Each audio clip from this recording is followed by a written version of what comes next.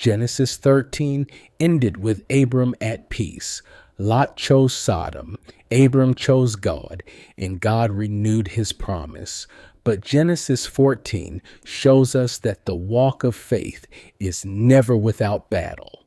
Lot's choice now bears fruit. He is caught up in the wars of Sodom. Abram is drawn into battle, not because he sought war, but because he sought to rescue family. After victory, Abram meets Melchizedek, the king priest of Salem, foreshadowing Jesus Christ. This chapter shows us two sides of faith. Faith fights, Abram the warrior. Faith worships, Abram the worshiper. You cannot separate the two. A faith that only worships without fighting is weak. A faith that only fights without worship is pride. Abram shows us how to walk in balance. The War of the Kings, Genesis 14, 1-12. At the time when Amraphel was king of Shinar, Arioch king of Elasar, Kedorlaomer king of Elam, and Tidal king of Goyim. The background.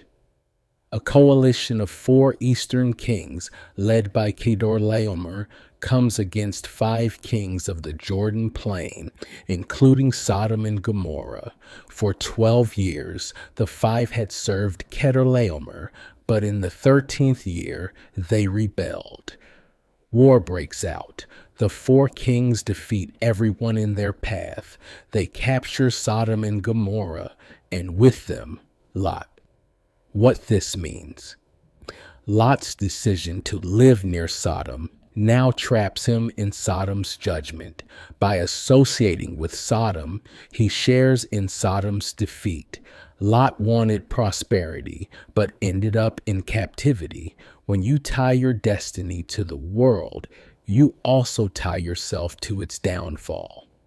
What looks like security may end in slavery. Sin always promises freedom, but ends in captivity.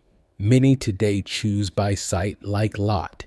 Jobs, relationships, lifestyles. They look rich, but end in chains.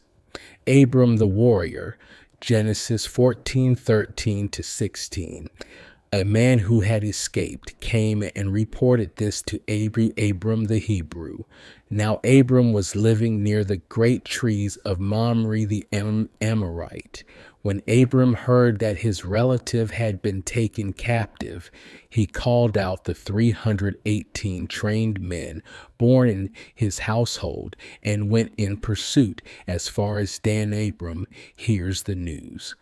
Abram is called the Hebrew here for the first time, meaning the one who crossed over. He hears Lot is taken captive. Abram could have said, Lot chose this, let him suffer. But Abram chooses family over indifference. Faith does not abandon family, even when they have made foolish choices. Love rescues, not condemns. Some of our brothers and sisters are trapped in Sodom today. Do we say it's their fault, or do we fight for them in prayer, love, and action? Abram arms for battle. Abram has 318 trained men, not an army by worldly standards, but covenant warriors. They were not mercenaries, but born in his house, loyal, trained, faithful. Abram allies with his neighbors, Mamre, Eshcol, honor. God doesn't need a large army. He needs a faithful remnant. Gideon's 300 defeated Midian. Jonathan and his armor-bearer defeated Philistines. Jesus' 12 turned the world upside down. In spiritual battle, quality matters more than quantity. Raise disciples, not just crowds. Abram's strategy. Abram pursues as far as Dan, north of Canaan. At night, he divides his men and attacks, surprising the enemy. He defeats the coalition of 4 kings and rescues Lot, his family, and all the goods. Faith is not passive. Faith strategizes, fights, and wins. Abram could have prayed only, but he acted. Faith without works is dead. Application. Spiritual warfare requires both prayer and action. Don't just pray for your family, fight for them. Don't just talk about revival, engage in it. Abram meets Melchizedek. Genesis 14:17-20. After Abram returned from defeating Chedorlaomer, the king of Sodom came out to meet him. Then Melchizedek, king of Salem, brought out bread and wine.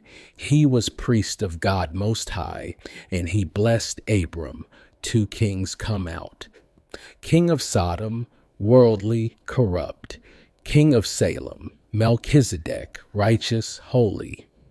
After every victory, 2 voices will come, the voice of the world and the voice of God. Who's Melchizedek? Name: Melchizedek equals King of Righteousness. Title: King of Salem equals King of Peace. Office: Priest of God Most High. He brings bread and wine, covenant symbols pointing to Christ. Hebrews 7 explains Melchizedek as a type of Christ, without genealogy recorded, pointing to eternity. Greater than Abram, Abram gives him tithes. Priest forever, foreshadowing Jesus, our eternal high priest. Abram's victory leads to worship, not pride. He recognizes a priest greater than himself. After battles, remember, victory is not yours, it is God's. Worship is greater than warfare. The blessing.